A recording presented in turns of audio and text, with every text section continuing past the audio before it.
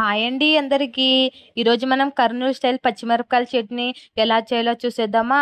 ఈ చట్నీ దోశలోకైనా, పొంగనాలకైనా, రైస్ లేకైనా చాలా అంటే చాలా బాగుంటుందండి. ఒక్కసారి ఇలా ట్రై చేయండి. ముందుగా ఒక బాండి పెట్టుకొని అందులో 2 పిడికల ఇత్తనాలేసి బాగా వేగనించి పక్కన పెట్టాలి.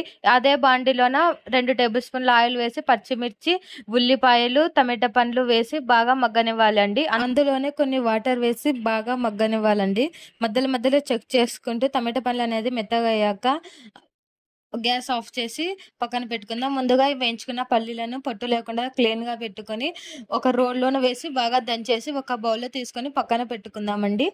తర్వాత ముందుగా మనం ఎంచుకున్న పచ్చిమిర్చి, టమాటా పండ్లు, ఎర్రగడ్డలు వేసి అందులో తగినంత ఉప్పు వేసి బాగా దంచండి. అది కొంచెం కచ్చా పచ్చాగా మెదిగాక అందులోనే ముందుగా దంచి పెట్టుకున్న పొడిని వేసి బాగా రంగరించి ఒక బౌల్‌లోకి ఎత్తుకుంటే మన chutney ready. Thanks for watching this video.